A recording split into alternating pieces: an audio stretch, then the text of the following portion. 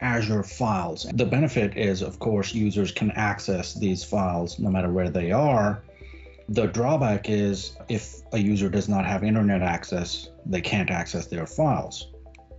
It is surprising how many companies, large and small, are interested in something like this and we already have a bunch of customers that have switched over. Is this something that you would consider, or would you like to know more about this? We've had SharePoint, OneDrive, and those kind of services in the past. This is a little different. It is just like a network drive. So it becomes a drive letter on your machine, and there are no limits. If there's no limit to how much data you can put in there, there's no limit to how big of a file you can put in there. All the limitations of SharePoint and OneDrive go away. Most of the customers that we are switching over are ones where they have a lot of data, terabytes. Like I remember one customer has like 17 terabytes or something.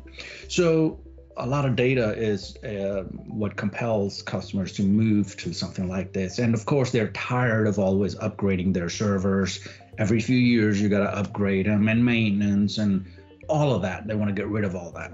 I think these kind of services they're going to basically replace most of the on-prem servers and setups. As this technology matures, I think it's just going to take over.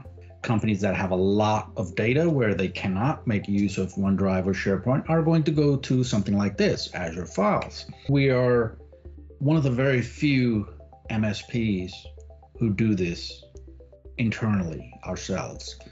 There's not a lot of MSPs that I know who implement like this. Now, there have been a lot of IT departments for large enterprises who've been looking into this and doing this, but not MSPs, and certainly not in the SMB space. So everybody, until next time, have a great day and be safe out there.